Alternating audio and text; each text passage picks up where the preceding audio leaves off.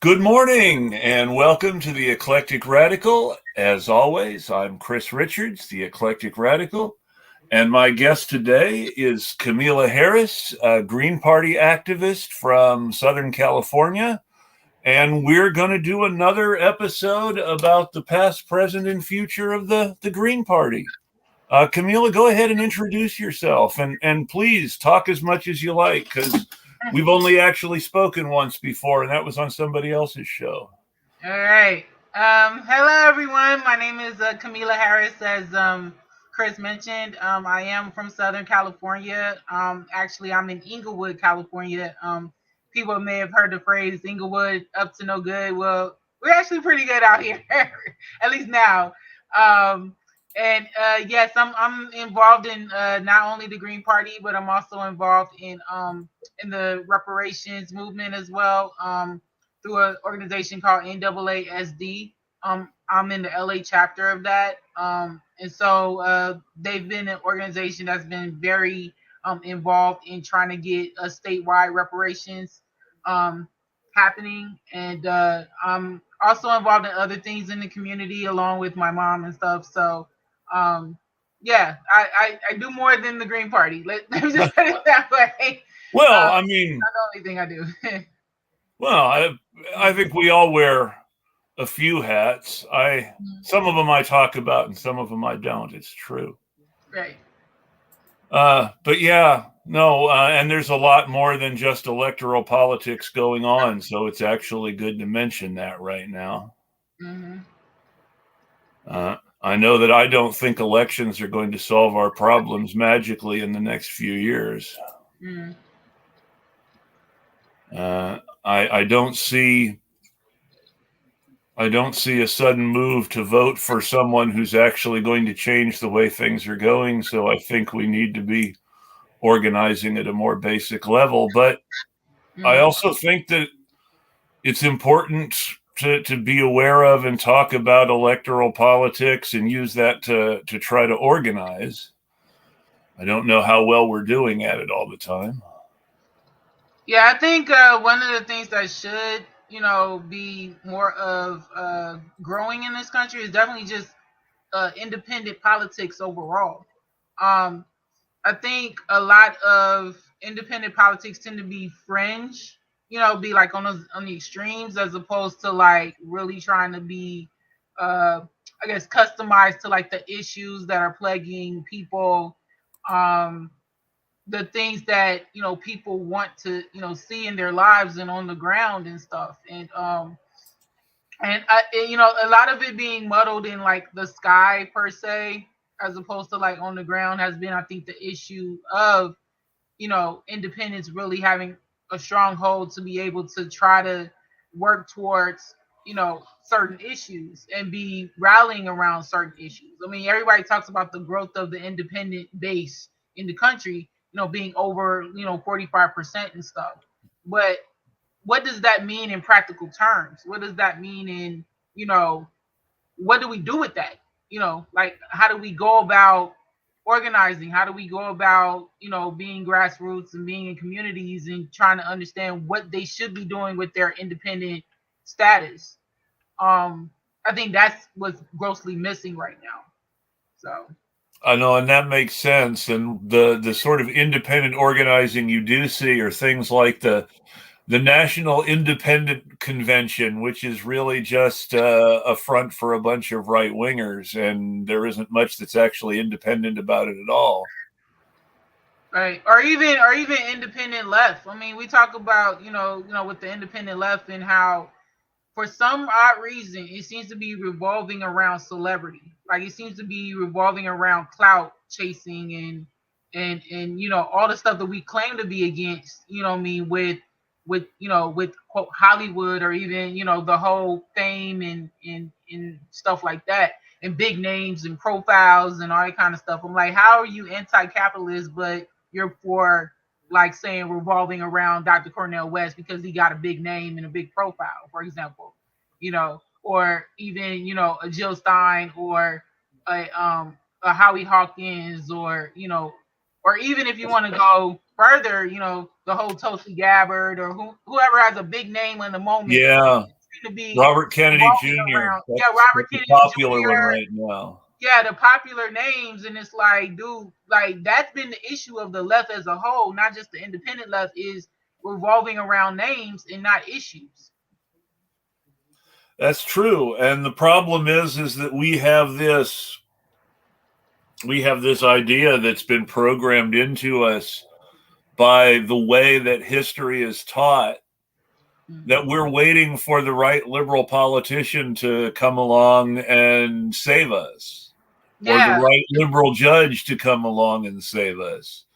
right, And we're not really taught to organize for change ourselves. right. And that's also the huge difference between how we do politics in the United States versus overseas. Because I mean, like what a lot of people don't know and understand is that the Green Party is actually a global set of parties. Like it's not, just the United States. Like the Green Party was actually founded overseas. It wasn't founded on American soil. It was brought to America so that it's another option, away from the, Republicans and Democrats, or as I always say, the R&D, of it all that, basically are monopolizing our elections. So, you know, people need to understand, like, we're not, I mean, you can't compare us. I mean, I've seen some commentary where people try to compare the Green Party in the United States to the other parties overseas, but it's like we're actually kind of different because of, well, one, how we are as a country. I mean, our politics, and then two, our issues are not exactly the same as those overseas, even though it may be similar. And yeah, we do have some kind of, affairs to deal with those. We're not Green Party Germany, for example. Like we're Yeah. not Green Party Well, Australia, for example. Like we're you look different. at you look at the Green Party in Germany and Australia, and you see what happens if a third party actually gets a little bit of power, Mhm. because they pretty much ended up just becoming part of the political establishment there, like Yeah, all some the of other them, some of parties. them have. I mean, some of them have, and others haven't. I mean, like even in Europe right now, like one of the things that they're rallying around is rent control. Um, I think it's like the UK, and I'm trying to think of some of the other European Green parties, but they're like rallying around this issue of rent control right now. It's like huge in the news, and so I mean, not every I would say not every Green Party is establishment. Not every Green Party is like pro capitalism or imperialism or anything like that. Like there Are really the are UK distinct Green parties.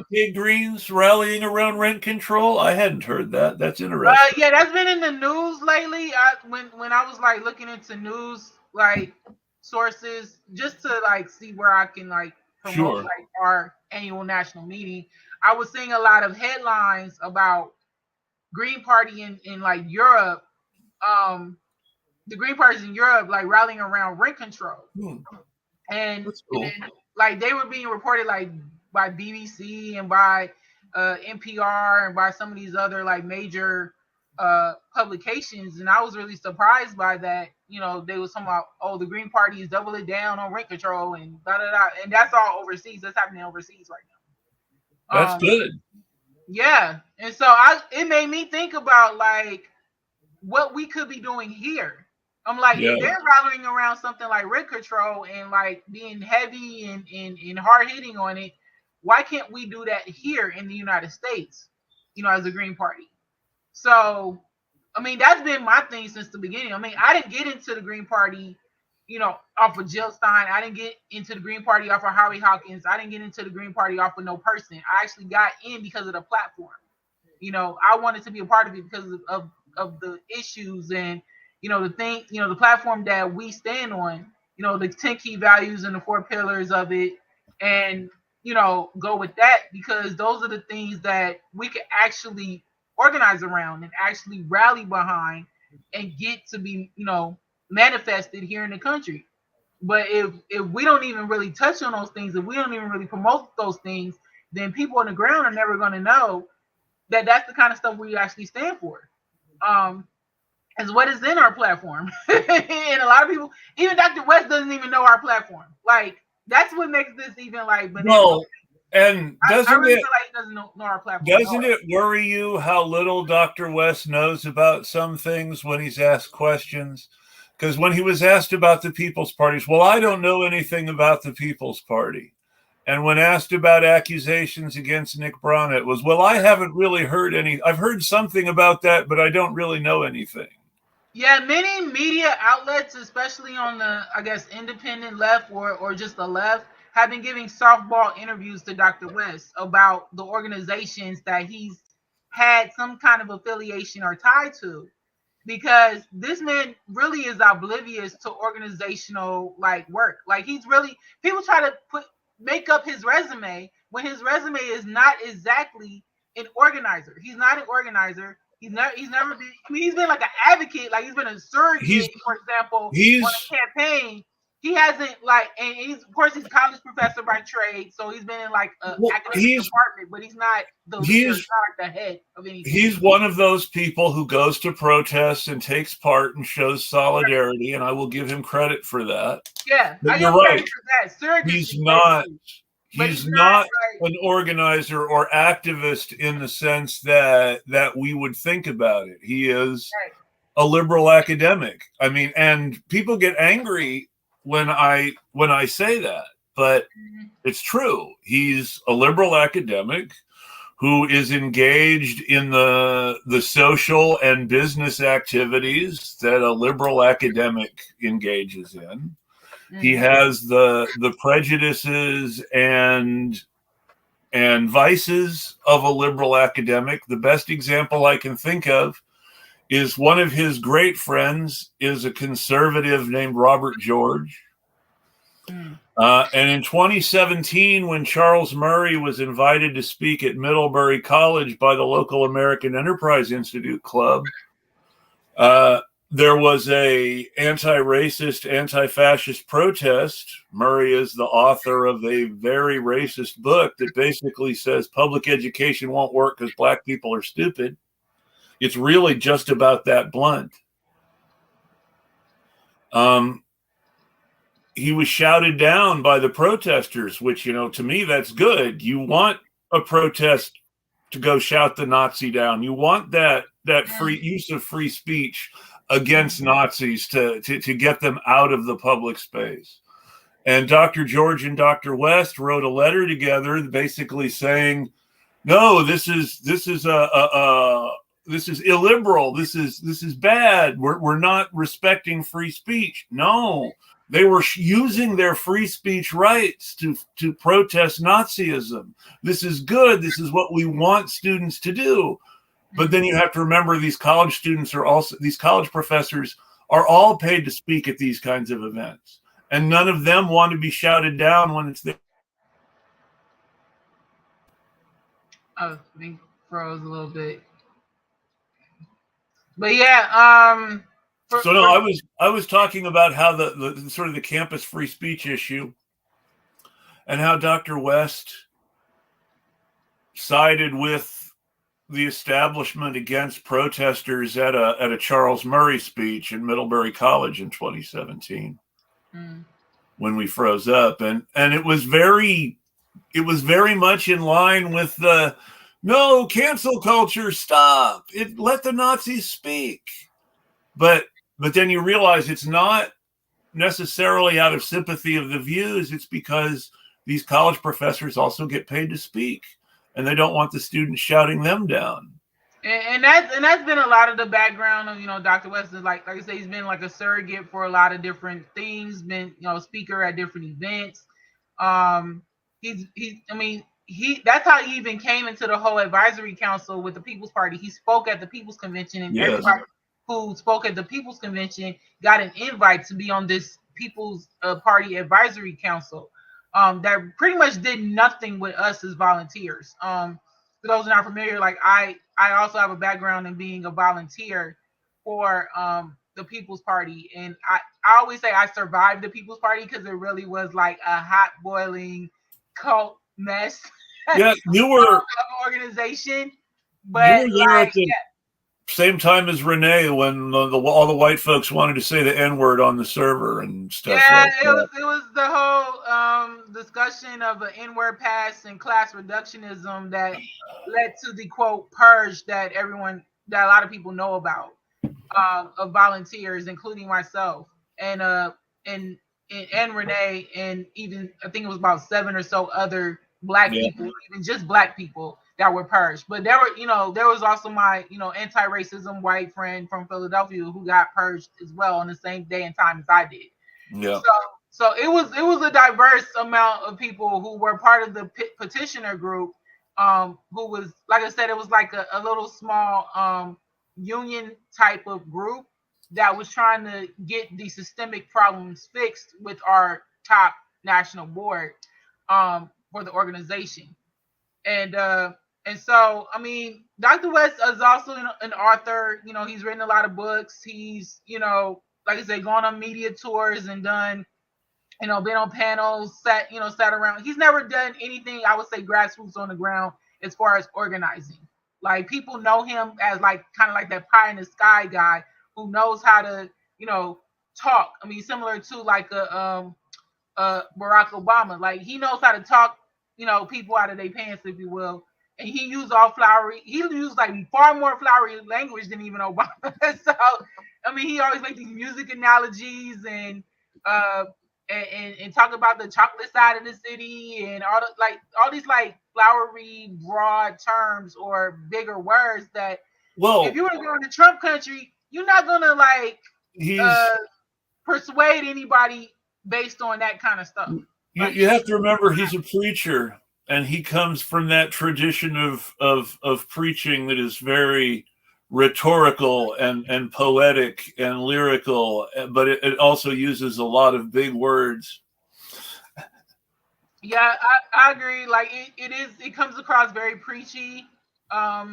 And people try to say, well, that, try to explain it away by saying, well, that's just his style. Well, he's a clergyman. He's a preacher. It makes sense. But it's not going to necessarily resonate, you know what I'm saying, with people on the ground who, are more into like, well, they have shorter attention spans, number one.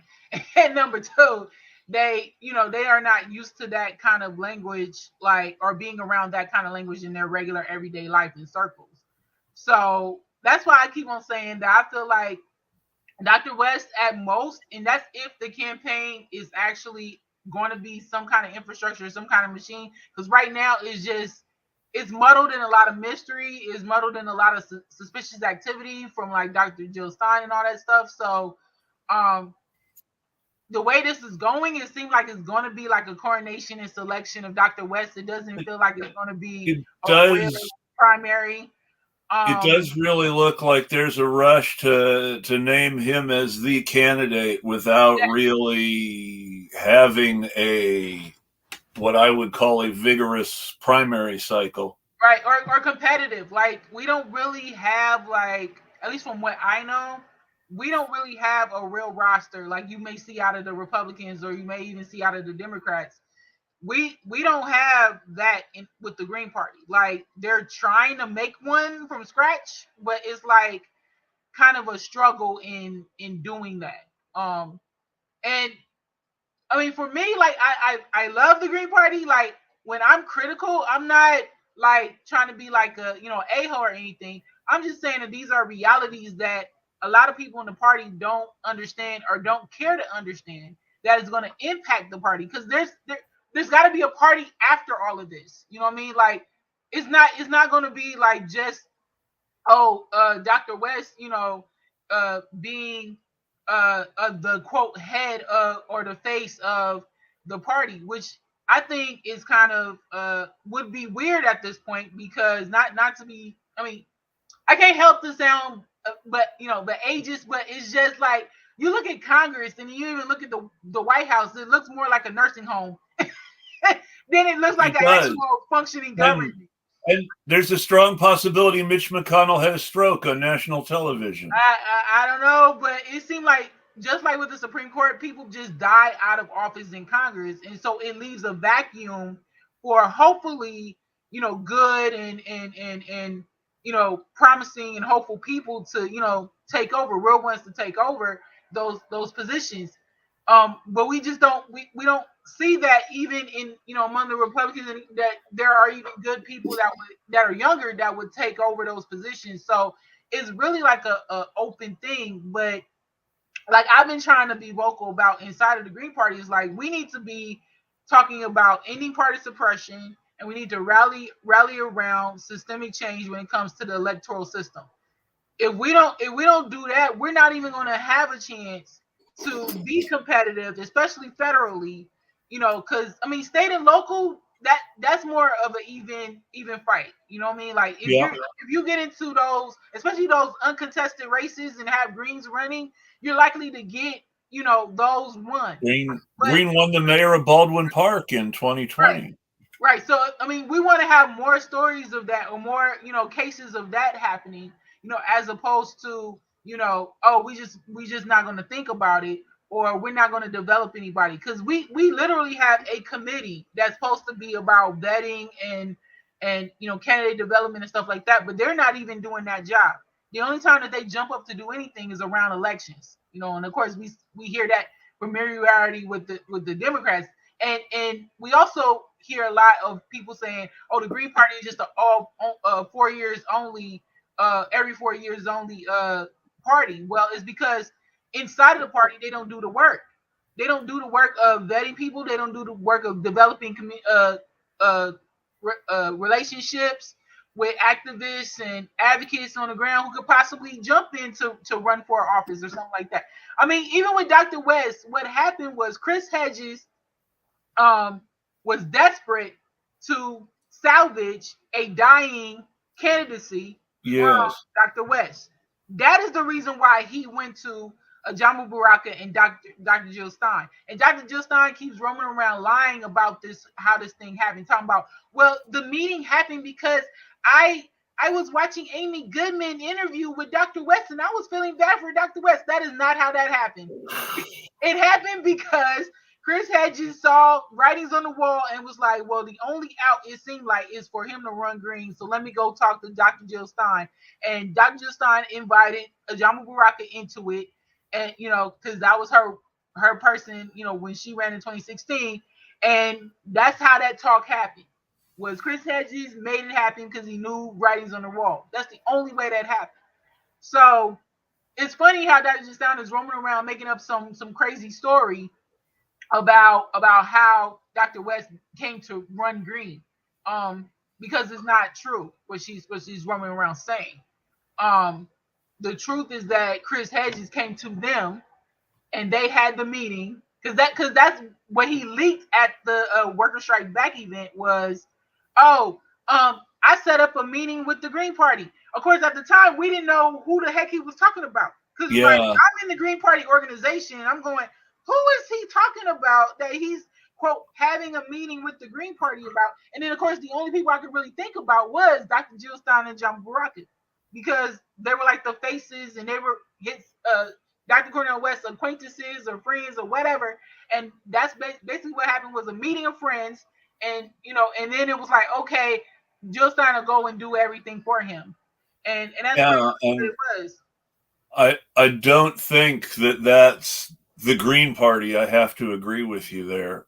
I also have to sort of agree with Talking Truth in that Dr. West seems to want to please everybody all at once, in the same way that 80s Cosby wanted to please everyone all at once. He wants to talk about social justice on the one hand, and he wants to call the opposition brother and talk about bringing everybody together on the other. And I don't know if you can do both. I don't know if you can really fight for social justice while embracing bigots and calling them brother. Right. I think that's also been turnoffs for a lot of people. Because I've seen commentary from people, just random on Twitter or whatever, and they talk about how that's a turnoff for them, that he doesn't have any lines drawn in the sand when it comes to his policy positions and points and dealing with certain people regarding that. Because it's like, how do you come into the, even if it was, possible without, let's just say there was no party suppression and he was going to be, evenly, considered and all that. It's still a matter of who are you planning to align with? Like, can you imagine what a President Cornel West cabinet would be like? You know what I mean? People keep on talking about the VP, but I'm like, no, think about who will be in the cabinet. Because because you're talking about, Secretary of State, for example, or you're talking about ambassadors, or when you talk about global, stuff, then you talk about domestic policy with like labor and the treasury and all these different things that a president has, influence on. Is he going to input Nazis? Is he going to input, well, and different folks for his United Front broad-based coalition thing? I mean, we don't know. That's a good question. What is a united front to Dr. West? Yeah, like he keeps on going around talking about a united front broad-based coalition, including the People's Party and all this kind of stuff. And that's why he wants like various organizations involved in quote various parties, whatever that means, involved in his campaign. So he doesn't even have lines exactly drawn on his campaign. I mean, which is like I said, it's a hot mess right now because structurally it's a bunch of Green Party state leaders and local leaders that Jill Stein picked for this paid staffer group of the campaign. 99.9% of her paid staffers are Green Party people. And it's worth noting, since we're talking about who's going to be on the campaign, who would be in the cabinet. It's worth noting that Chris Hedges, just an example of someone who's taken fairly seriously as an intellectual on the left and is one of the celebrities associated with the Green Party that you're talking about. Chris Hedges is somebody who is very friendly with a lot of people who are anti-abortion, is very lukewarm on the issue himself, and who is in lockstep with right-wingers in the anti-porn movement. And so he's someone who's tolerant of people on the religious right because of his position in the religious center as he sees it. And so how people say, well, you're talking about guilt by association. Well, I think the question of campaign officers and cabinet members is a fair question. If you really think that a candidate can win as a third party candidate, then the question of who's going to be on his cabinet is really important. Who would be on Dr. West's cabinet? Who would be his Secretary of State and Secretary of Defense and Secretary of Health and Human Services? And press secretary and all of that. You know what I mean? Like, I really think, like, people need to think, like, with policy and also positions on different things that, are actual departments in the government, like how he would treat those, how he would go about, vetting the people, but also like if they're confirmed, are they good for the country? Would they be good for policy? And I don't think that that's something he's thought of yet, but I don't think that it's also been a conversation with him either. Like, I really feel like he's being handled. He's really being handled by, Dr. West, by Chris Hedges, Dr. Stein, and Ajamu Baraka. Supposedly, Ajamu Baraka and Chris Hedges are positioned right now as advisors to the campaign. Yeah. Dr. Jill Stein has been acting as the official campaign manager, and on Sabby Sabs actually confirmed that she is the campaign manager, and it took her weeks, obviously, to do that. In fact, it took her, I think, over a month to even admit that she is the official campaign manager. And people are trying to say, well, oh, she's possibly temporary or whatever. I don't think she's temporary at all. She's not acting temporary, none of that stuff. So, but she is brand new to campaign management. Like she's doing all sorts of mistakes right now when it comes to that campaign. And so, and there has been, a lot of like things brought up about how she is running the group of people inside of that campaign, and it's similar to radical type stuff that I've experienced in the Green Party, where it's like if you're like younger or newer, or you have fresh ideas, or you have fresh perspective, or you do things a little differently, you're basically a target for vitriol. You're a target um for things, for people fighting you and all that kind of stuff, just to be fighting you. Um, it's kind of weird that, for me, experiencing the Green Party establishment, as I call it, is has been something throughout my time of being in the organization, especially on national level. The national level, I feel like doesn't really get a lot of pushback because a lot of people don't know it. There's a lot, that is kept away from like states and locals, and even just members of the state and local organizations, those levels. And so it's not, a lot of times the people who represent them on the national don't go back and tell them the truth of what's going on with the national level. And so they're left in the dark about a lot of things. And when we pop up and try to even tell like local parties to not endorse, candidates, or endorse candidate interests, because we have not even uh, announced who the official Green Party primary, presidential primary candidates are yet. It's been, interesting, like how disjointed the organization is. Even though we do have some decentralization, it's not like I can do whatever and I can think whatever and I can say whatever with the party, because it does impact national what you do I locally and statewide. I So remember in 2020, the Howie Hawkins campaign manager was the state chair of the Colorado Green Party, and I remember that caused problems. yeah, the conflicts of interest are huge with the Dr. West campaign as well. Not just, what I've heard about the Howie Hawkins campaign, and where they were plugging themselves into different parts of the national uh, standing committees, especially regarding the primary election. Because we have two standing committees that are aligned with elections. We have what is called the Coordinated Campaign Committee. They deal with the state and local level races, as far as candidates and supporting them and doing all that stuff. And then we have the Presidential Campaign Support Committee, which actually we call PCSC. They're the ones who deal with the presidential elections, and vetting and finding out who's actually running and all that kind of stuff, and trying to get them in line with whatever rules and policies and stuff. Because we also have to abide by the laws of the FEC. It's not even just, whatever our governing documents are in the Green Party. It's also with the FEC.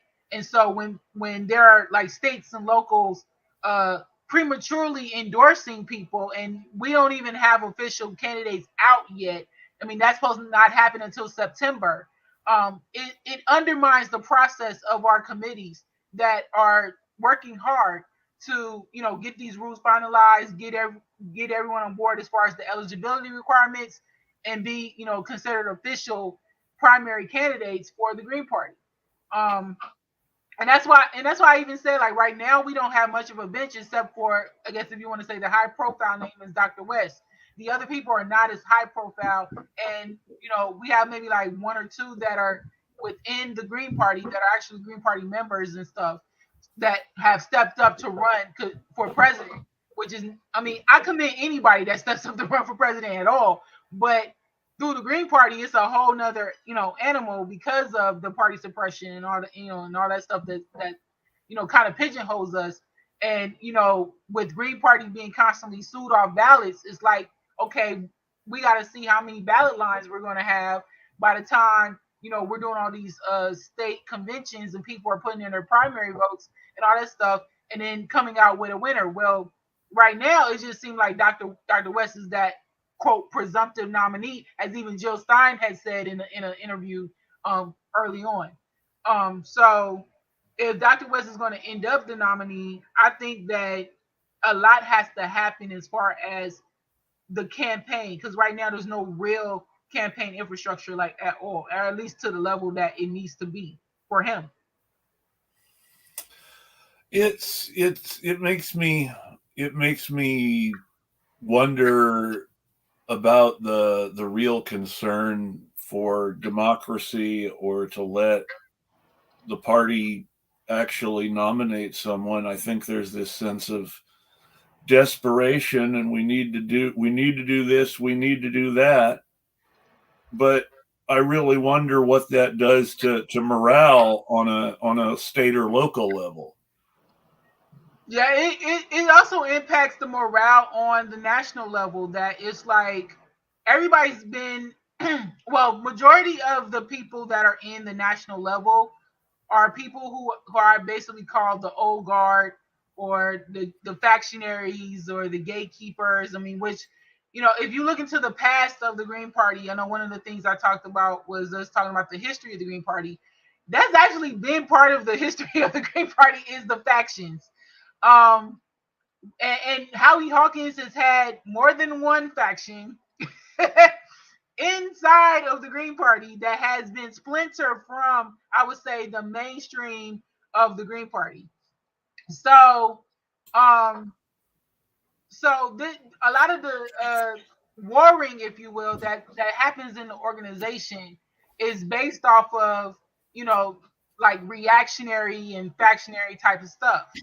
And people don't like me talking about it or addressing it head on, because it's the elephant in the room all the time. And I mean, I get hit with fights as trivial as about fonts and branding, and but as deep as, oh well, we need Dr. West. Dr. West is a need, like all that kind of stuff.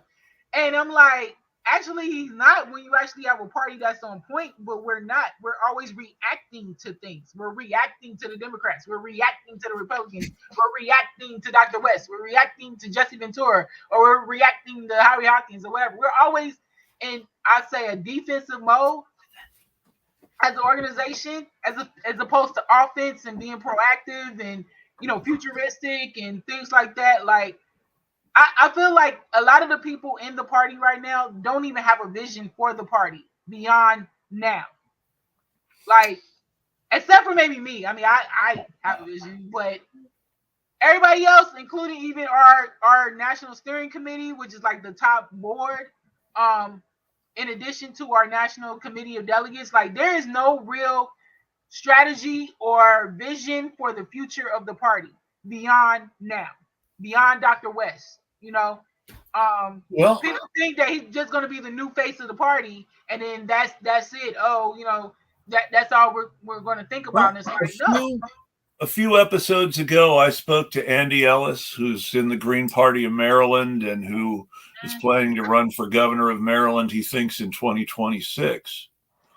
And he had lots of good ideas. So there are people in the party with ideas. They're just not necessarily the people who are rising to national prominence. And they're not being heard, because like with Andy, he just joined like one of our national standing committees, so he has to get acclimated to how things are done, and who the different characters are on these committees and stuff like that, and how they tend to roll. Because like I said, like right now, vast majority of our national standing committees are white and old people. They're not people like Andy, who was like younger and more radical and stuff like that. And that's what's missing from those standing committees, is people like me, people like Andy, people like Renee, people like Zaina, for example. We need like those kind of people in our national standing committees. And that's what's missing right now, because if we were to have like an influx of us into those standing committees, then that is going to help change the organization and move it in the right direction.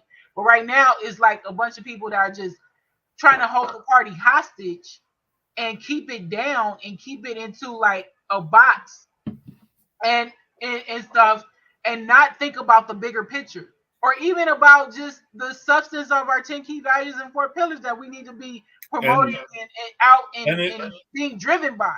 It You know? seems to be a box that keeps the party sort of on the fringes, but the celebrities in the party speaking at these various events. Yeah, I mean, these celebrity high profile names being like considered the figureheads or faces of the party is the problem. And I've been vocal about how Dr. Jill Stein and Howie Hawkins need to no longer be the faces of the party.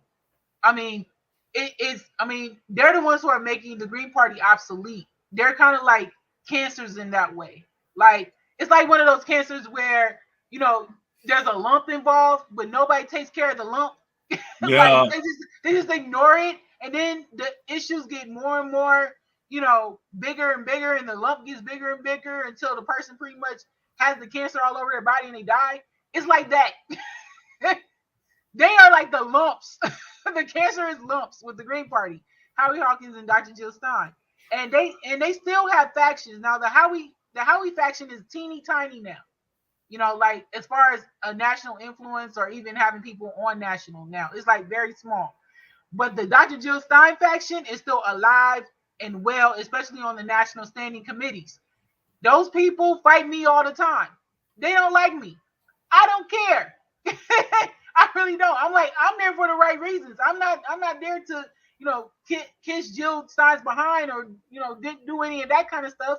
I'm there to do the work of trying to get this party to be, for real, as opposed to like you said, like on the fringes or mostly irrelevant, between elections and all this kind of a thing. Like nobody knows us on the ground, and that's the problem. Like we don't have activists, we don't have advocates that really know us for real or want to be involved in our organization, and that's the problem. Like we need to be outreaching to those folks and try to get them to come into the organization, and especially rise to national level, to the national standing committees and the national steering committee, and the national committee of delegates, because that's where we can really drive, issues and policies and things that we need to be out there more about than reacting to whatever the Republicans and Democrats are talking about.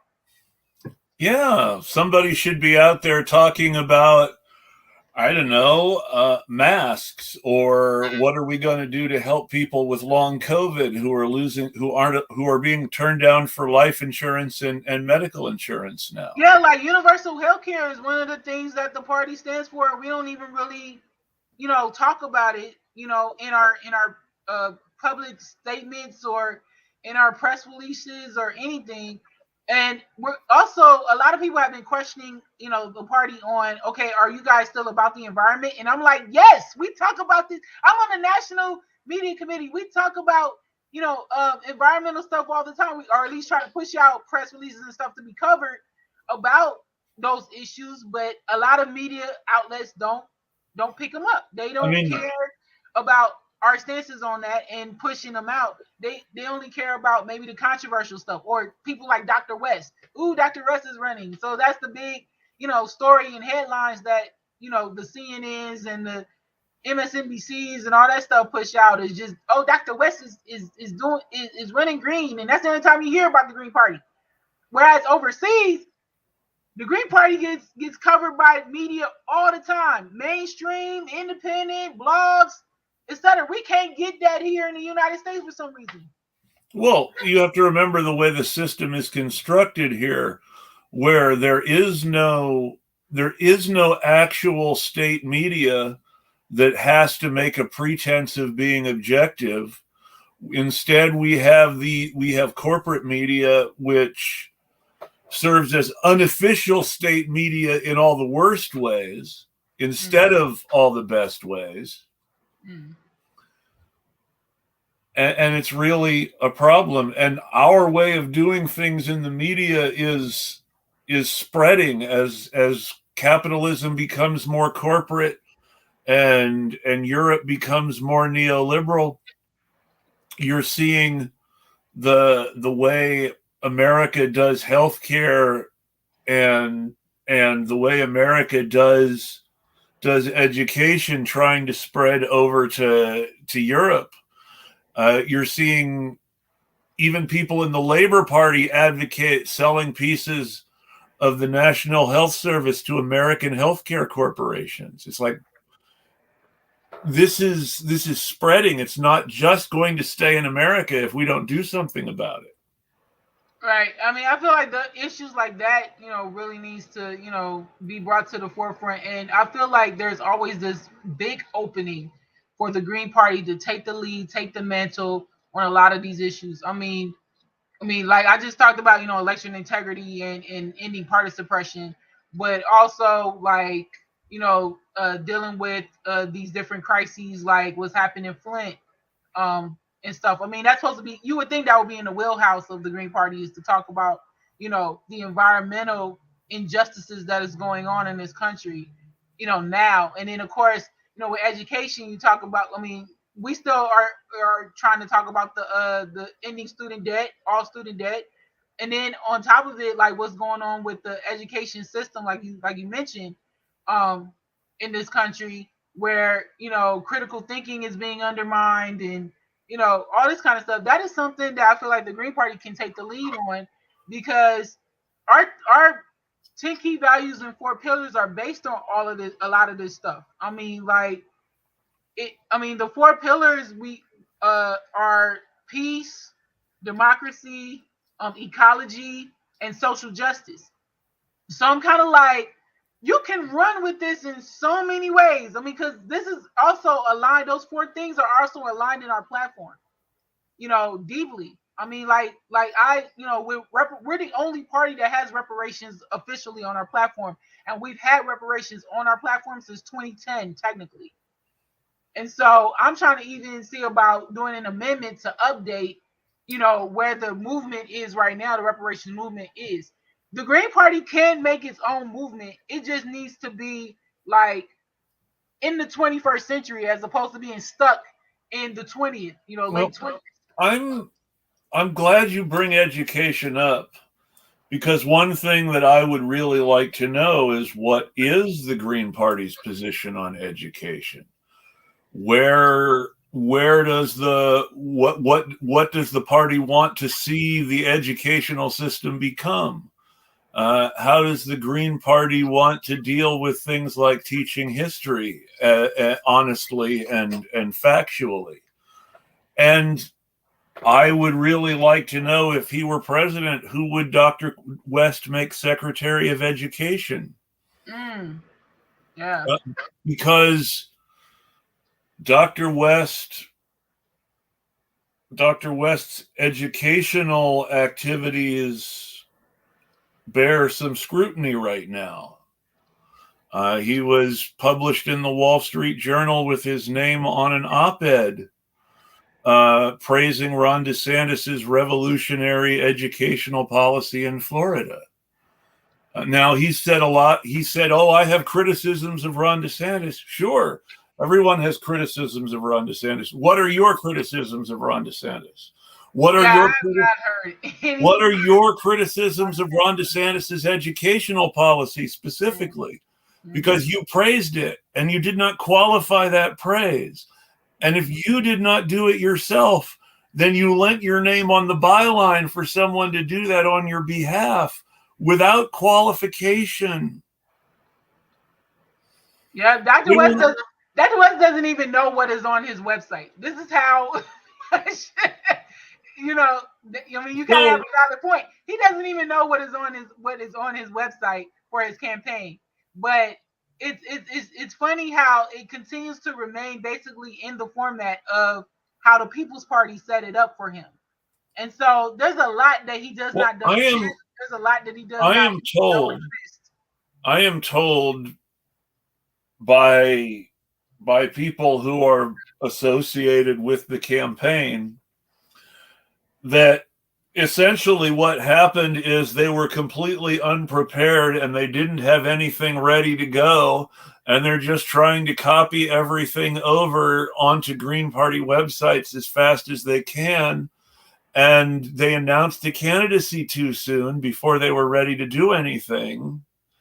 And so the original stuff from the People's Party is just out there.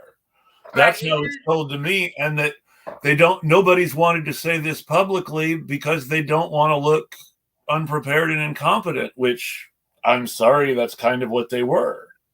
I mean, it's kind of what they are still. I mean, like, this is a shell of a campaign, and a lot of campaign 101 has not happened with Cornel West. I mean, there has been contact now with our presidential support committee or whatever, but that's just to see, okay, do you have some kind of basics? And of course, he's filed with the FEC now. That switched about 2 weeks after he announced this whole switching the green thing, and of course it's like he's had a website, but the thing about it is it's been the People's Party design and everything, and so they're even trying to do like little logos and stuff now, incorporating the green and all that stuff.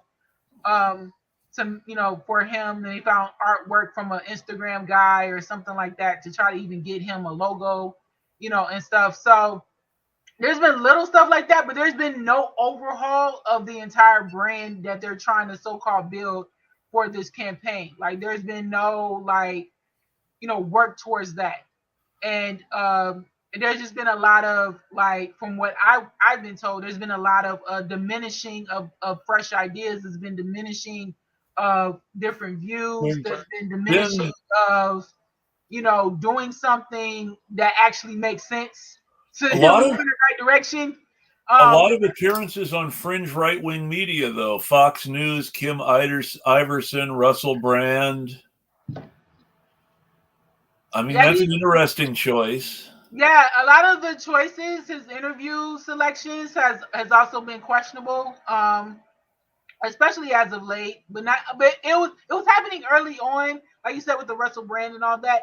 But it's people were saying, like, why did you go on Glenn Greenwald, kind of stuff. Yeah.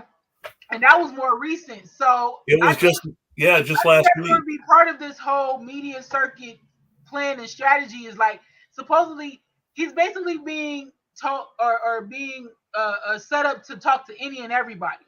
Because I even saw an interview with this organization, I guess, or platform called Black in Appalachia, and it was a softball interview. I mean, so I would say a good 90+% of his interviews have been softball interviews. They haven't been like, okay, where do you really stand on this, that, what do you know about the Green Party organization? Are you actually going to have help with ballot access, et cetera, et cetera? Do you care about growing the Green Party? Like, nobody has really dived deep into those questions with him because he thinks that he's above those questions. Well, also, I won't speculate what he thinks he's above. I do think, though, I mean, he's a smart man, right? Yeah. I mean, so like his attitude has been, those are distractions. Well, at least that was what he said. Gira asked, questions are distraction. It's not what we're supposed to be, focusing on. And it's like, oh, and I get that he's supposed to be above all this, and that concerns me. But Gira asks, is Dr. West being manipulated? And I don't like discussion about whether someone's being manipulated. I mean, I feel like if he's being manipulated, it's because he wants to run for president and he's willing to be manipulated to run for president. If you're running for president, everyone's trying to manipulate you. Yeah, I mean, I even said, like, Dr. Jill Stein is like the master manipulator, in the sense of, this is a woman who ran her campaign financially into the ground, has had to deal with the FEC on, monetarily on things. And it's like, It's like this woman. I'm like, the more I find out about I her, the more I'm like, think are you it's, trying to stay relevant? Are you trying? I mean, well, what's really your everyone true end for being involved with this? everyone is always trying to stay relevant. I mean, that goes without saying. I will admit, even I am trying to stay relevant. It's just the reality of life. Everyone is trying to stay relevant. We're forced to feel like we have to stay relevant. That's true, but But also with I the also think and that a what lot. what makes me uncomfortable about the manipulation, sorry to interrupt. Oh, no, What makes me uncomfortable about the manipulation narrative is, like I was saying, Dr. West is a very smart man. If he really doesn't know anything, it's because he chooses not to know it. If he really is being manipulated, it's because he's choosing to allow himself to be manipulated because he wants to run for president or whatever he wants, whatever he's getting out of running for president.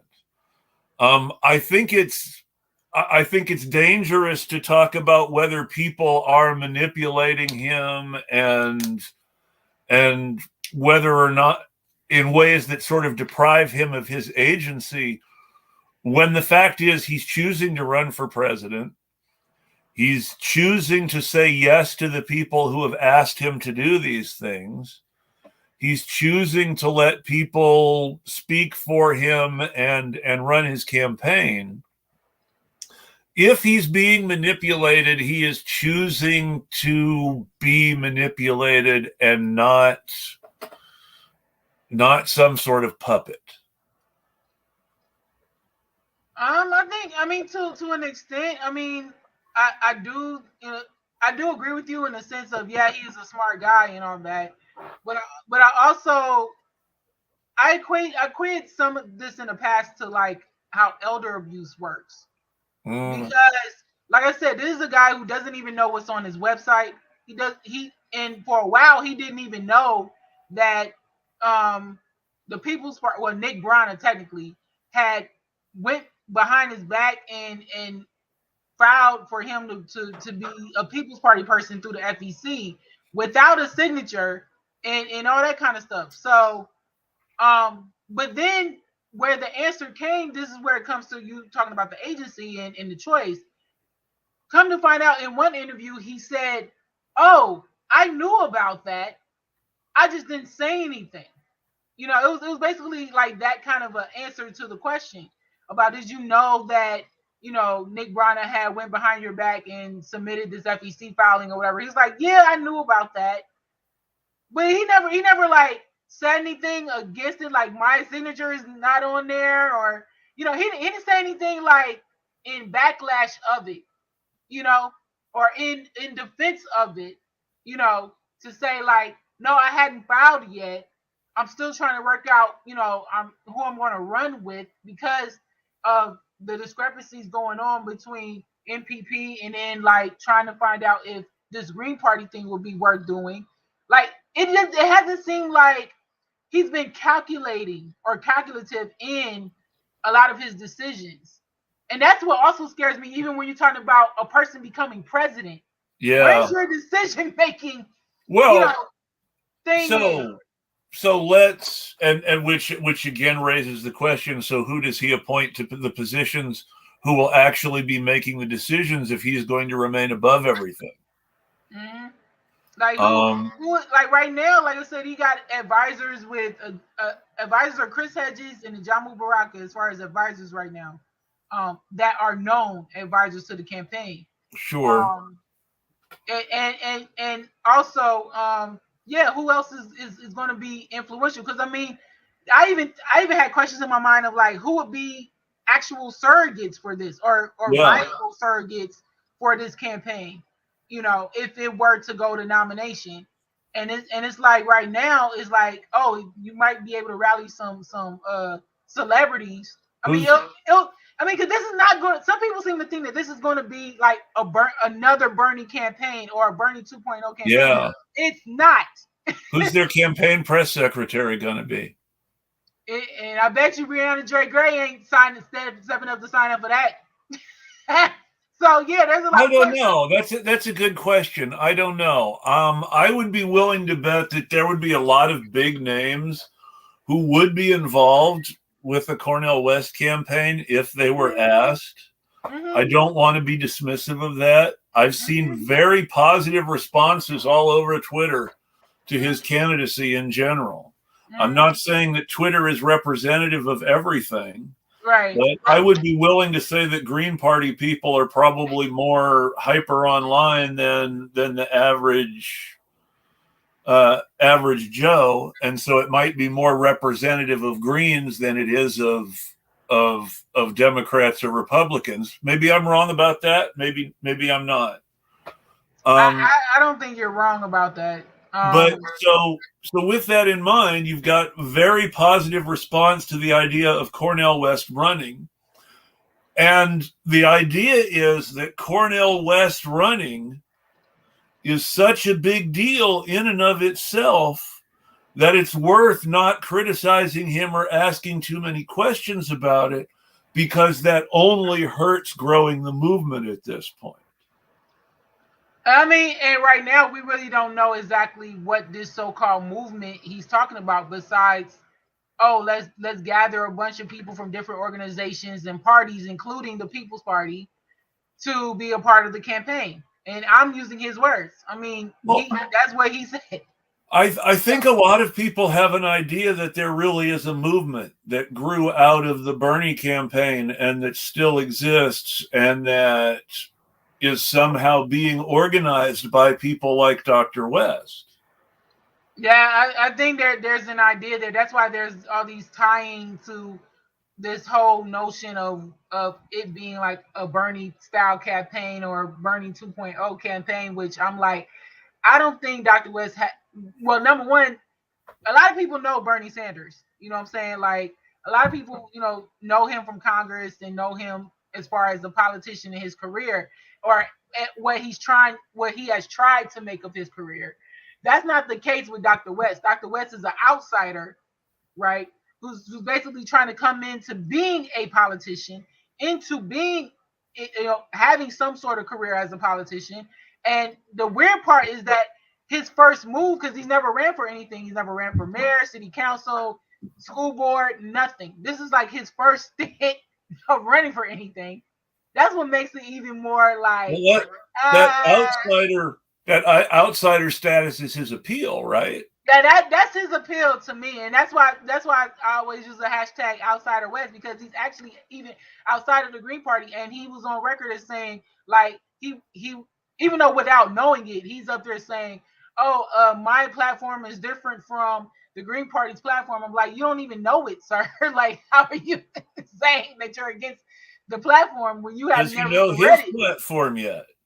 I think he's still trying to formalize it. Like there's not been a concrete document or a concrete sitting down with him and coming up with some kind of formal thing. He doesn't have a slogan. He does, or the slogan he's using is like something that actually the Green Party has used in the past, and it's nothing original, or it's nothing like new or fresh or something that would gravitate people towards it.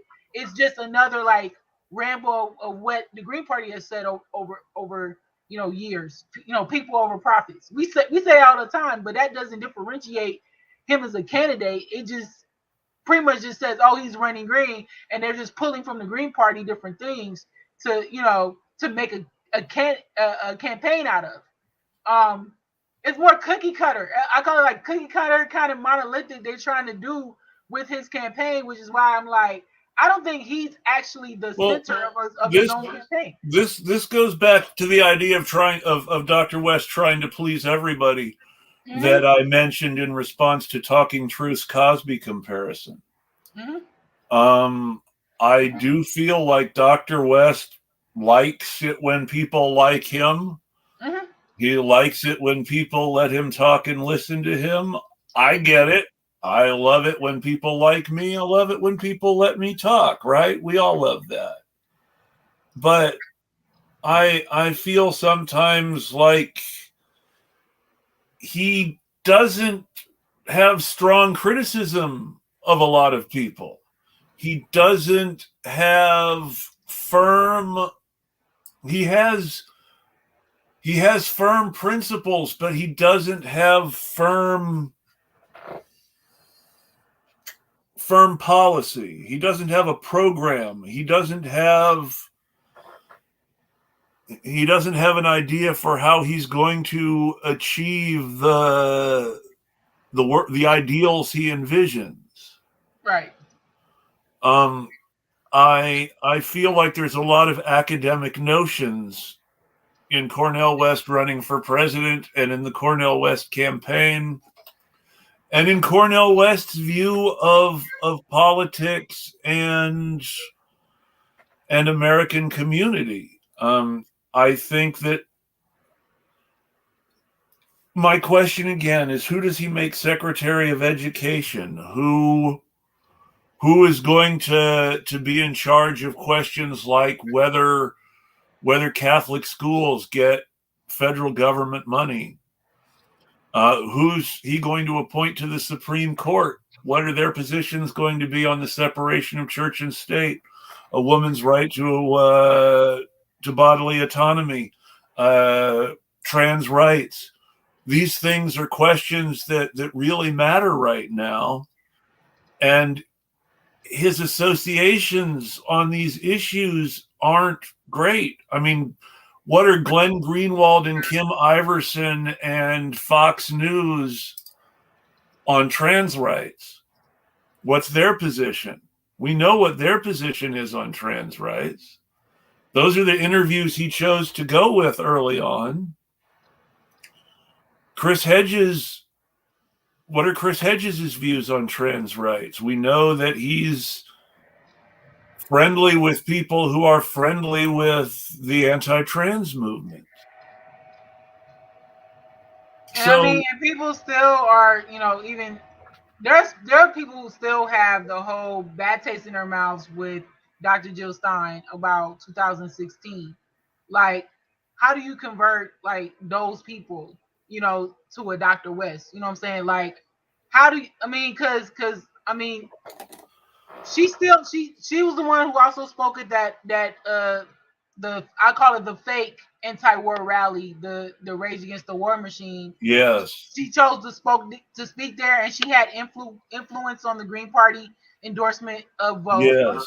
And so, she has been suspect herself on a lot of things, especially as of late. And that's why I'm like, the Green Party to me is like being treated like a mistress, like a side chick. Like, I say that all the time. Like, I love the idea of Dr. West running for president, but then there's the reality of Dr. West running for president. And that reality is actually blunt and quite brutal when it's not taken in, done in a way that really is going to truly be outreaching and because I understand the thought of wanting to cross aisles and all that kind of stuff, but it's hard to cross aisles with people who are racist. It's so, who want to keep people like me down. But so that raises the question: is why does Dr. West keep crossing the aisle to those folks? I have no idea, because he keeps saying he wants to go into Trump country and look him square in the eye and have all these different talks and stuff. And I'm thinking, about what? They're probably gonna, one ear go through one ear and out the other. And it's like, yeah, it sounds all flowery and good, but you're still not getting my vote. There are people in Trump country, or what the media calls Trump country, who would be very receptive to Dr. West. I don't disagree with that. I think there's a lot of and I think it's very Zainab Day, who's from Kentucky, will say this a lot. There's a lot of unfair stereotyping of poor people in the South, when the fact is that the South is run by rich people and local gentry who have control of everything and have these very closely held political machines where the white supremacists on the one side and the liberals on the other are shaking hands behind the stage to keep everything gerrymandered so the right people have power in the right places. And these are the deals that keep people like Jim Clyburn in their positions and gives them the power to decide Democratic Party primaries. Yeah, Clyburn is yeah. Even in the Black community, we know what Clyburn is. He's like a token Black person, very much puppeted by the establishment. Uh, very much in line with the Clintonian corporate Democrat stuff. Um, it, it- and it's just it's one of those where it's a weird thing with a lot of, even in the Black community, this whole thinking that they have to be in allegiance to the Democrats. And I'm like, the Democrats have done nothing for the Black community, the Black agenda, the Black, Well, Black economics and stuff like that. And it's like, I don't understand the whole love affair with the Democrats when they haven't done anything. Well, and it's so you have a level where certain people have been allowed to join the system and profit from it. So of course those people are all aboard because things really have gotten better for them. I mean, James Clyburn is not the person in South Carolina who's hurting right now. Nope. He hasn't been hurt for years. Not economically, not in that way. That's true. Yeah. And it's really important to remember that his first involvement in politics was trading on his reputation as a local civil rights leader in South Carolina to help whitewash a Democratic governor who had been a segregationist until very recently and was now trying to make a show of being pro-civil rights. Mm. And so he appointed Jim Clyburn his civil rights advisor. And that was Jim Clyburn's entry into Democratic Party politics, really. I mean, and Dr. West said he's planning to, quote, launch his campaign in Mississippi, out of all places. So I'm up here like, okay, that state. I understand. I mean, let's remember Jackson, Mississippi, one of the blackest cities in the country, it was abandoned by the state in a water crisis that is still ongoing, in a financial crisis that is still ongoing. The state is basically writing them off. The city government has no power to do anything. It's not pretty. And so you can understand why Dr. West would want to go to Mississippi and talk to people. I get that. Mississippi is where the struggle is happening. That's good. My question is, what's he going to say in Mississippi? Is he going to take sides in a struggle, or is he going to say we need to come together and love one another and move forward to make things better? And that sounds great. That sounds good. That's a uniting message. But we have a struggle going on. People are trying to kill our friends. In some cases, people are trying to kill us personally. Not so much me, but people around us. And when you keep all of that in mind, then it becomes, how can you not take sides in that struggle? How can you not stand up against the institutional terrorism of the right? Yeah, I also wonder what exactly is he going to like say, and I mean, because for optics sake, I mean, I think going to Mississippi, is good, that it has a good side to it. It's just electorally, it's kind of like weird in the sense of starting a campaign there. Hey, you have to be able to be optimistic. You're not going to win a third party candidacy by talking to Democrats in blue states. So I get why he I was thinking more like a swing, like even a key battleground. Because I mean, like I thought, possibly starting in a key battleground, Texas, can help.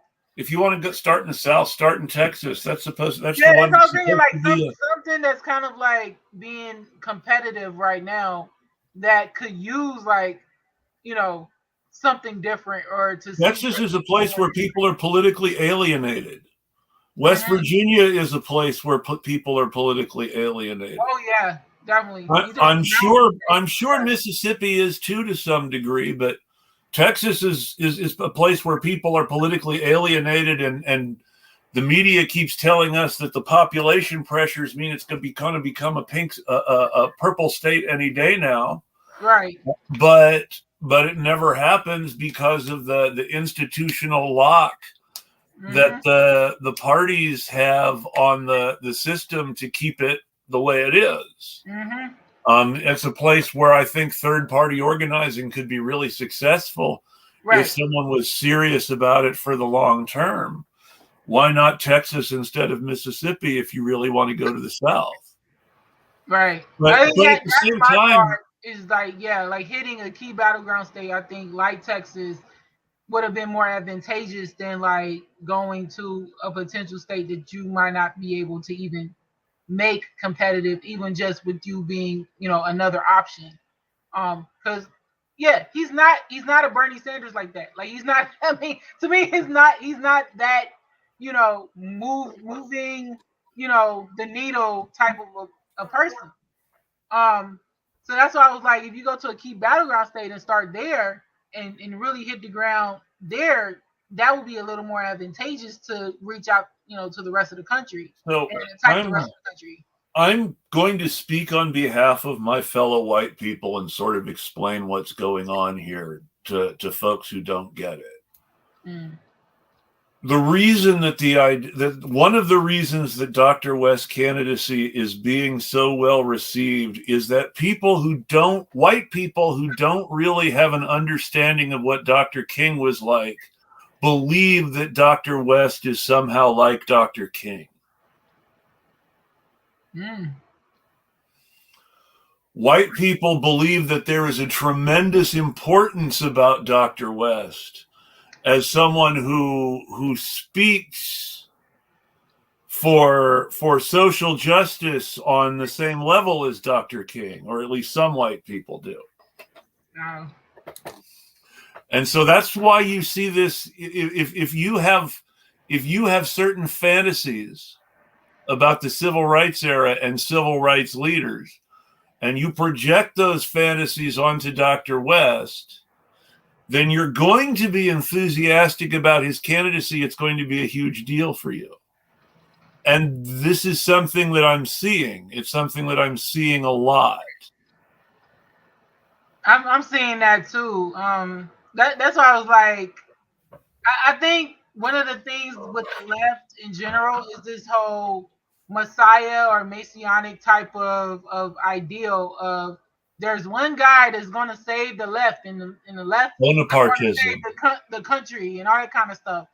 And it's like, I mean, I think that's also part of the core piece of the whole centering a high profile name and celebrity and all that kind of stuff, is because people think that there's some kind of messiah that's going to save the country, or it's going to turn the country around, or something like that. And it's not a group of people or a movement. And let's not underestimate the importance of messianic thinking when you remember that Dr. West is a clergyman. You cannot forget to mention that, because we talk about separation of church and state, and I have questions. Is that something Dr. West's associations on education make one wonder? Yeah, I would love to know his stance on separation of church and state myself, because I mean, like I'm big on that, even personally, being that I'm a non-theist, like I'm atheist and stuff like that. So for me, that's like a big deal. Like I don't want the country being turned into a theocracy, which a lot of people on the right have been about trying to make this country into, is a theocracy, like freaking the Middle East or something. Well, and one of the groups I've been talking about a lot lately is the board of a company putting out what they call the Classics Learning Test. Dr. West was asked about that on Black Power Media. His answers were, if you're pro-West, his answers were really good. If you have questions, your questions weren't really answered. He said some things about classical education that sounded really great, except when you break down the organization of which he is a member, all the other members of this board believe that classical education equals Christian education. So when Dr. Cornel West talks about classical education, does he also mean Christian education? Or is he the only person on this board who doesn't mean who doesn't mean Christian when they say classical? I mean, he often leads with that, I'm a Christian and, all that kind of stuff. Like you said, the preachy clergyman type of thing. So it's kind of like understanding that the country, has a basis of separation of church and state. It's like, okay, when it comes to secularist or when it comes to, humanists, that are, not theistic, like how are you going to govern for them too? Like you can't just be like, oh, I'm just going to govern for the Christians, and stuff like that, because that is more in lockstep with a theocracy and not a democracy. So it's like, how are you going to govern for everyone since you're about quote everyone being involved in all that kind of stuff? How are you truly going to do that? How will we govern for trans people if we support a Christian school's right to discriminate against people? Yeah, to discriminate and we have schools that exist.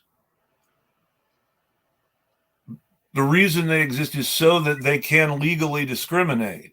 There are several private Christian schools that are completely privately funded by private donations, don't take any federal money so that they don't have to enforce Title IX protections. So, I mean, think about that. You're deliberately setting up a pro-discrimination institution, and then that college is sponsoring chains of Christian schools for kids.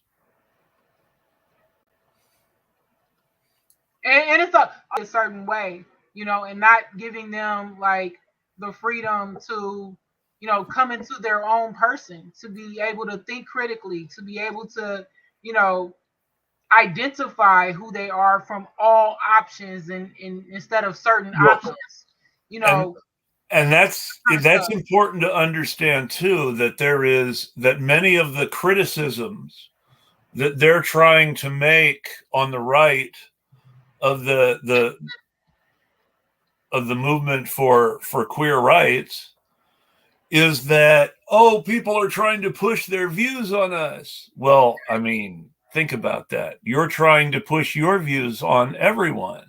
Right. You're trying to discriminate against people because you have a problem, and that's not cool. But more than that, you're basing it on this religious idea that you have the religious freedom to do this, and then you're creating these religious safe spaces for discrimination where people are more likely to be programmed to discriminate. So you're actually practicing this grooming you claim you're against. Yeah, it's all these ideological like wars that are really like very disturbing, to the sense of like people are trying to make it seem like being marginalized a minority comes with some kind of privilege or some kind of advantage, and it doesn't. I mean, that's why it's called minority marginalized communities. There is no advantage. At the same time, you also have people who want to claim that Dr. West is as marginalized as you are, or that you are as marginalized as someone in a cage on the border, and they want to flatten everything into that class reductionism you were talking about. Yeah, I mean, people don't understand. Like, Dr. West is not a working class poor person. Like he's really like in the middle class. Um, in fact, he's probably like more in like that middle, middle upper range of folks when you talk about class. As far as his because he's a professor, he's a college professor, and they make pretty good money. Not to say they make a high amount of money, but they make far more money than let's just say an elementary school teacher. Um, so I mean, he says that he understands the plight, but I don't think, but I think it's only in flowery terms. It's not in actual. I've experienced this most of my life terms, which is why like I said, it's a little bit dangerous to me to like herald a high profile name, you know what I mean, or a celebrity type person to be like good for government. You know what I mean? Like I really think that there are some all important questions that still need to be asked of Dr. West. And it's not too early to ask them. Some people may say, "Oh, it's too early to ask them." No, because these questions are going to be more and more important as time goes on. And then let's just say he does get this nomination, outright or whatever. Like it really is a coronation or a selection and not an election, and he gets the nomination. Those questions are going to be like very much at play, but on a different scale and on a different level than if he would have answered them and show where he differs or where he's in a line right now. Because general elections are brutal, and especially for the Green Party, like we get sued off ballots and stuff, and the presidential election affects our down ballot races.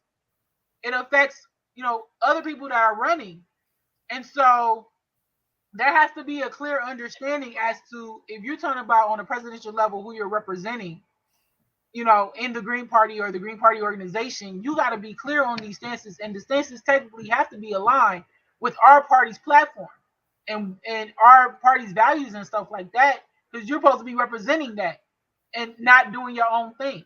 And I think that's what the fear side of it is, and the concern side of it is that he's going to go out there and basically be like, well, this is about me and what I want to see and the movement I want to make, and screw the Green Party, who are y'all? I'm just running through y'all, kind of thing. Or say if he were to lose in some way or fashion the nomination or whatever, is he going to just go and endorse like Marianne Williamson or something like that? That's Is been in the he? back of people's minds too. This So is an important question that should be asked from someone who endorsed Clinton in 2016 and Biden in 2020. Is he going to end up endorsing Biden at some point? yeah, that's been asked. Like some people have been wondering if he was going to do that if things didn't work out. Because like I said, right now the campaign is not exactly with a strong infrastructure itself. So it's like some people are even wondering, including me, like, okay, how far is this going to go? And if there are writings on the wall, is he just going to quit, or is he going to go to another party, or to try something? Um, you know, there's just a lot of outstanding questions that Dr. West himself needs to answer for people. Well, I he think needs for to be people like me, asked those questions.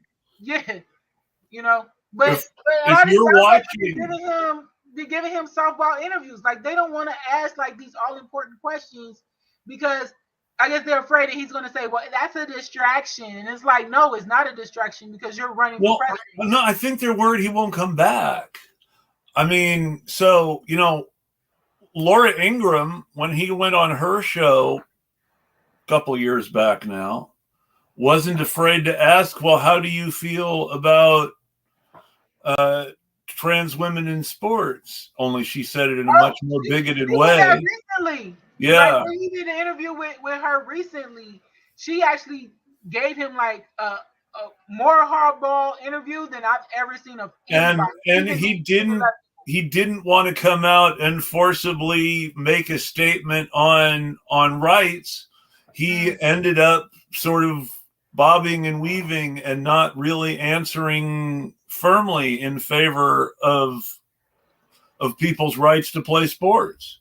mm, yeah, he was basically trying to like be in the middle on that issue, Yes. even though it's very controversial. You know what I mean? So I think like I said, I feel like whoever is doing the whole trying to prepare him for certain interviews and stuff, they're not really doing like Well, a but good job then, at but all. but then that raises the question though. When he goes on a more left show, why doesn't someone ask that question and then try to pin him down to a firm answer? Are they scared that the answer will hurt him? Mm-hmm. Are they scared that they won't like the answer? I Are think it's they, fear what's all the going way on? around. Right. It's fear all the way around. Um, and I'm like, how are you like supposed to be like this? You know, oh, we're going to grill him person, or we're going to grill them, or whomever that comes on the show. Their shows, they're like, oh, yeah, we're going to grill them, but then you don't grill Dr. West at all. Like you just let him slide on everything. And I even thought about debates because like there's going to be these different forms and stuff that the Green Party itself is planning to have, and we're talking about potentially a debate stage as well, depending on if something shapes up of an election for the Green Party and a roster for the Green Party to do it from. Like he's not going to be allowed to do them long-winded answers on a debate stage at all. Like you're going to be time, sir, and Yeah, it's you true. You can't have afford to. to be doing like these little flowery answers because people are going to want to know something concrete if you make a debate stage. So I also wonder like how he would be as a debater. Um, and that verdict is out, you know, right now as well with Dr. West. Like, how are you going to debate any of your points? Well, in theory, an academic is supposed to be a good debater, but that's a good question because an academic debate and a political debate are very different things. Right. The political debate is kind of like, okay, you need to be to the point. You only get 2 minutes or whatever, and that's it. Like you can't afford to go into, well, Miles Davis over here, you know, said, you know, so and so, and I like how that tied to, you know, MLK over here. Like he can't, you know, go into like those kind of, you know, analogies and all these kind of things that he's been doing like on the media circuit. And I get what you're saying. I do. And I'm gonna go ahead and draw attention to talking truth again. I can speak on experience that here in Alberta, yeah, the alt-right fascist governor pushing for exactly the white privilege Christian platform that Chris is talking about. That's what they're doing in Florida too. mm, That's what Ron DeSantis has been doing in Florida. That's what his educational platform is about. They gutted black education and queer education in the Florida school system. And Gira asks, isn't the main reason for private and charter schools discrimination, whether religiously or income based? And yeah, pretty much. yes. The main reason for charter schools is to create an illusion of meritocracy where the quote unquote best kids are chosen by the schools to be sort of tapped to join the right crowd and go to the right other schools. And this is going to be how people are sorted by what school they go to, whether it's religious or income or whatever. And that's how it is in my community. Like even in LA County, we have had like what I call like a lot of popcorning of charter schools in our Yeah. areas, and a lot of diminishing or just total erasure and closure of public schools, which is also impacted. You know, like just regular old private schools who are like not exactly, you know, uh, trying to be in any kind of like, you know, faction or you know, income based or anything like that. They just want to, you know, they're usually created by teachers who want to have their own schools, you know, I for mean, example. So I mean, even those are getting wiped out, especially on the preschool and elementary level. Like you don't, I mean, when I grew up, there was several of these like private schools that were like generic, like they like a teacher or a principal of a public school or something and said, "Oh, I want to have my own school," and then they just left, the public school system and said, "Oh, I want to, do this school," and they did that school and grew it into something that was prominently known in the community. Those have been all but wiped out, as well. So it's those small business educators as well that are getting hit by this whole influx of charter schools. Um, so it's kind of like I don't know if I would say it's a catch-22, but it's like okay, you're trying to wipe out public schools, but you're also and affecting these small private schools as and well. and this is really our challenge. So the far right has clearly decided that the government has no business in education. The Libertarian Party accounts on the internet have been saying this. Republicans have come very close to saying this for years. Republicans talk about how they're going to abolish the Department of Education. So the real challenge then for the Green Party or anybody else who wants to run as a third party independent left candidate, what's your vision for public education? What should it be? Yeah, I think that definitely needs to be like a discussion, especially among the national of the Green Party, as to how do we come to a definitive stance about education in the country, and possibly rally around that. Because I mean, it's not just the whole, yeah, we want to eliminate, all student debt, but it's kind of like, okay, where do we see education going in the country?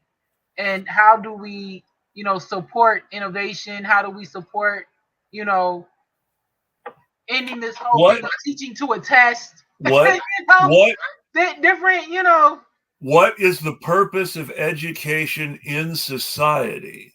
right. The Republican Party is going to tell us that the purpose of education in society is to prepare people to be good employees or good managers To or be groomed, whatever. yeah, to be groomed into The Democrats are going to say something similar. They're going to say, well, education is supposed to make people good people. But when they say good people, they mean good employees, good managers, whatever. just good worker bees Yes.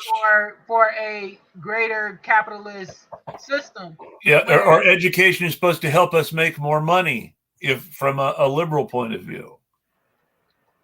yeah, So it's very ideological, and it's not like practical in the everyday lives of Americans. I mean, like and we need people like equally and equitably paid, have benefits, be able to, have a life standard that is not based on struggling, so that the 1% at the top can be comfortable.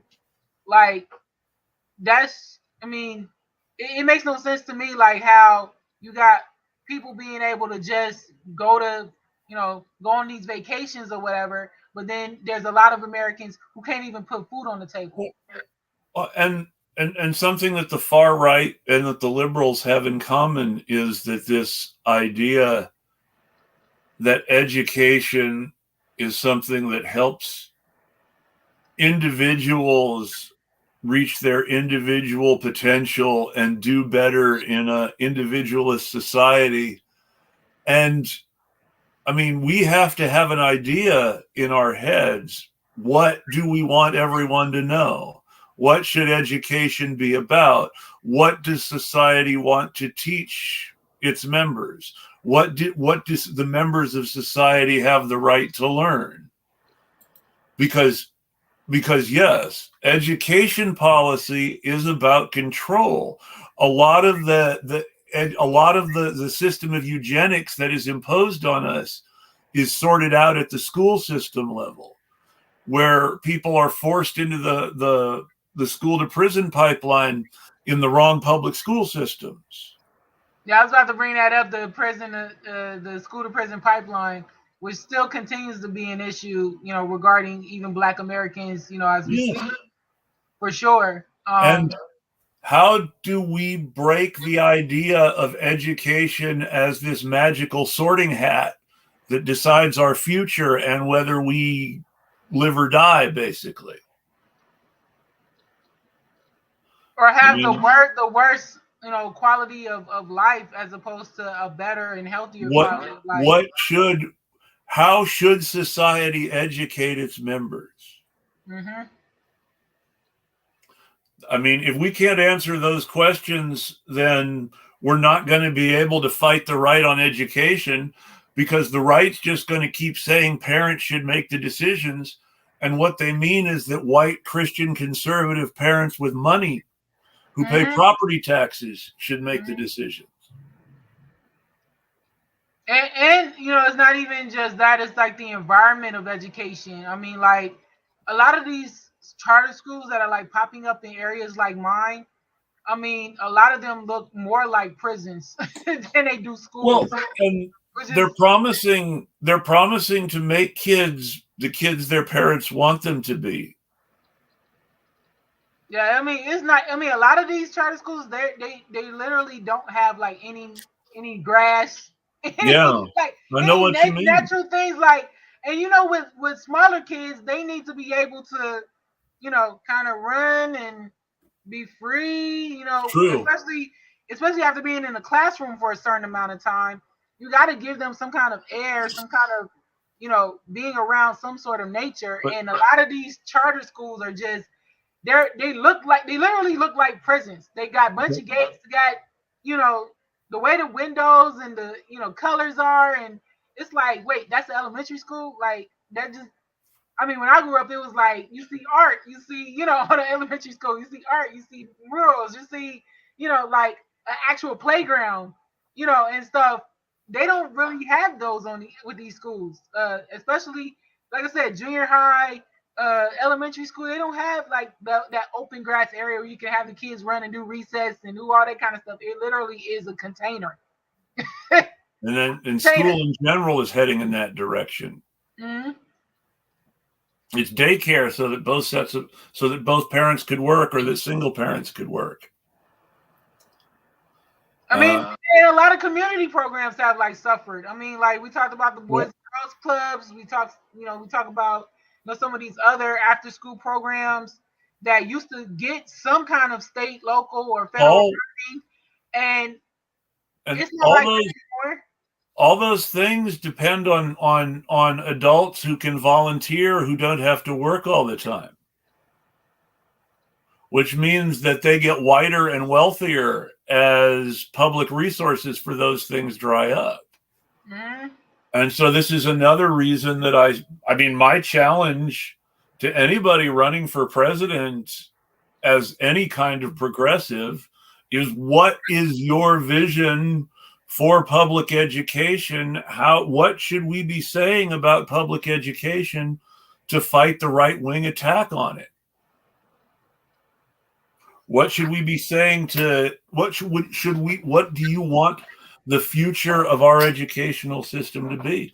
I don't completely know the answers to these questions myself, but I know that I want to see somebody asking these questions seriously, because it's part of our problem right now. Yeah. And as far as the Green Party, I feel like we don't have enough discussions in the organization about issues, or rallying around issues, or organizing around issues. That's one of my criticisms of the Green Party organizationally. Yes. And it's like, if we do have it, it's very, I guess, it's like in little pockets. It's not like a national kind of thing.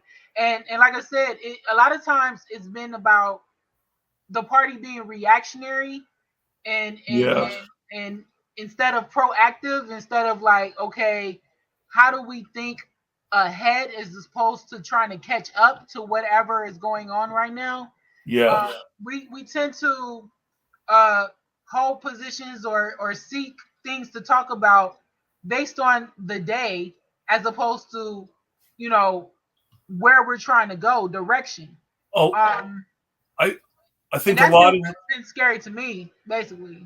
I think a lot of the mistakes that come in our political organizing come from wanting to catch up really fast, and not have to actually do all the hard, slow work of organizing that you have to do before you can start catching up really fast. Yeah, that like a acceleration. Always looking for an accelerator or an acceleration to get you to where you're supposed to be. And I'm like, no, there's no. I mean, for a lot of this, is not a easy fix, or it's not an easy like we just pay for this, and then we're up to where we're supposed to be. And I think oftentimes it's like that's the viewpoint. Oh, like for like ballot access. Oh, we pay for petitioners or whatever. They're just gonna do our bidding, but we're not. We shouldn't have teams or volunteers or things like that that could help us do it without even having to pay for it. You know, like it's like everyone's trying to shortcut or undermine having to do the heavy lifting and the heavy work Yep. when that's what needs to happen to get there. I mean, even with movements like the civil rights movement, people were doing heavy lifting type work every day. People It were wasn't getting it killed. wasn't like, oh, I can hire so and so to go do it for me, or oh, Yeah. I can go grab this person over here, and then they can just do the work for me, and I ain't got to do nothing. No, it's you actually have to step in and be a part of the process. You actually have to step in and do something with some sacrifices of your time. I mean, I'm a working class person. Like I don't even have a normal work life. I wish I had a normal work life of the 9 to 5 or whatever, but I don't. Like I'm I'm very literally like blessed. a big temporary seasonal contract type of worker. And I'm lucky when I have, days off or whatever and stuff, but it's like not an absolute. Like I'm constantly on call for different assignments and different things. And so and I don't make enough to do like regular people, like go on a vacation out of the state, or or go on a cruise, or do something nice for myself like that. A lot of times I don't even have money to go to a community event around around here, because that's how struggling I am. And so when I approach a lot of things in the party organizationally, I come from a different perspective and a different life experience, where most of the people in the Green Party are basically collecting pensions and chilling in their house for the most part, and then they come on these email listservs and do some semblance of work or whatever, but mostly they're talking. They're not really doing anything. They come to meetings and be looky loos and all this stuff, but they don't necessarily be about the grunt work and the heaviness and the heavy lifting of the party. And that's where I have also a lot of disagreement with. um that's why I keep thinking like I'm part of like the Green Party's most wanted. I say Tupac and Snoop call themselves America's most wanted. I'm like the Green Party's most wanted because they always seek to try to silence me or censor me or diminish me or whatever, ignore me, whatever. But I'm like telling them the truth that they don't want to hear, or the elephants in the room that they don't want to address. And I'm like, y'all got to understand, like, this party is still known as like the quote unquote hippie party. Like, people don't know this party. The people who do know it are only people who might, follow it on Twitter or whatever. But most of them are what, white, old, and pretty much hippie, and that's it. Like, people don't know about my Black Caucus, for example. I'm like, yeah, there are literally Black people in the Green Party. That we are pretty much like one of the parties who have ran Black candidates on the federal level just about every cycle, every other cycle, or whatever. I mean, the last two we had a Jama Baraka and Angela Walker run as vice president choices. Yeah. You haven't had that with the Republicans and the Democrats like at all. Nope. So I'm like, we do have differentiators, but like our party for some reason wants to keep the faces white and old. They don't want to have anybody younger or Black or more radical. Even if you're white, like they don't even want to have more radical younger people being a face. It's just, let's just have these old white people who have this clout or whatever, and stuff. I mean, because Dr. Jill Stein is a medical doctor. This chick is not poor. Okay, like she may sound or whatever, but she's not of the working class or anything like that. You know. And Howie Hawkins, I mean, he's pretty much been like a career uh uh party person or whatever. And I don't know exactly what he Well, does outside of, he's but a Teamsters union guy. yeah, I don't know what his like profession or anything, He's was. a I don't know. Teamsters union guy. That's his background is Teamsters union organizing, Okay. and labor policy, and from there to the Green Party and eco-socialism and stuff. Okay.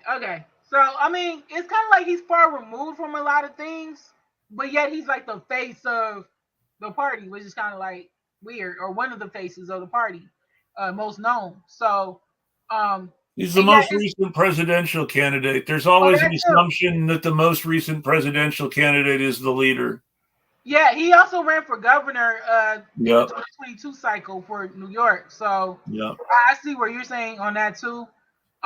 It's just I feel like there needs to be like a shift with the Green Party organization. There needs to be like systemic change with it that people have been fearful of doing for a long time. You know, like, and a lot of it I feel like is out of laziness, is out of complacency, is out of like just sheer neglect. Like nobody wants to step up to do it, and then when there's someone like me that's saying, "Yeah, we need to step up and do this and get this done," it's like, "Oh, she's the enemy. She's this, that, and the other." And I'm like, "No." I'm like, "We really need to Well, stop dancing around these things. We need to stop putting them under the rug."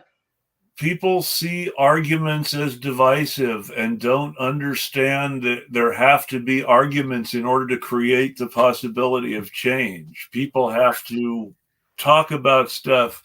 Stuff has to be discussed. People have to yell at each other sometimes in order for anything to be able to change in any way. If there's no argument, then people just keep on going. Yeah, and that's the thing. Like they come after me for like I said, trivial little stuff. Like the last argument they had with me on my national media committee was about me using Eastern Standard Time (EST) versus just saying Eastern Time or Eastern Daytime (EDT) or whatever it was. And I was like, who says ET and EDT anyway? I hear I deal with it. Yeah, no, I know what you mean. Eastern Standard. Yeah, And so they will fight on me with this stuff. And I'm like, are you kidding me right now? I'm trying to like promote our annual national meeting, and you're up here arguing with me about ET versus EST and EDT and all this kind of thing. And I'm going, no wonder we don't get 5% because you people just don't understand how this is so like minor and ridiculous on fighting me on it. Like, most people know Eastern Standard Time. They don't know the other two. It's true. I don't know what you're talking about. It's true. But this is the kind of stuff that they will bicker about, and then they wonder why we don't have a lot of people come to our events, our national events, or we don't have people knowing more about the party at all. And I mean, even our website is like so antiquated. It's hysterical to me how they don't even want to work on that. Like just rebranding us to where we're supposed to be at right now.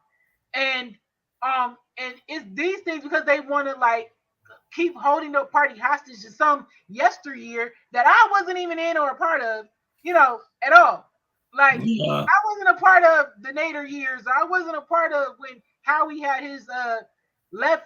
I think the thing was called like Left Green, Red Green Alliance. Alliance, a Left Green Network, or something like that. That ended up being like these splinter groups or whatever from, like I said, more of the mainstream side of the party.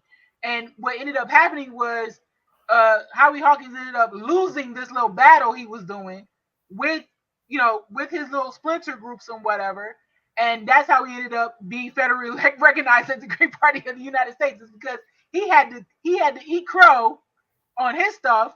And the state party organization became, changed their name to the Green Party of the United States in 2001 when we became federally recognized. So this new thing with him, this whole green socialist organizing project, is just another one of those splinter things and projects of Howie Hawkins, and that he kind of wants to get interwoven into the Green Party again. It's like, dude, how many times are you going to do this and understand that you're not winning? It's just the party has. Well, I mean, at least he has some idea of what he's doing. He does. I give him credit on that. Yeah, I give him credit on that. Like having some So, semblance of because something. if the But complaint is that too many people are being too reactive, then at least he has some idea of what he's doing. And the idea of bringing the Socialist Party of America and the Green Party together isn't terrible. You got to start by bringing people together somewhere. That's as good a place as any.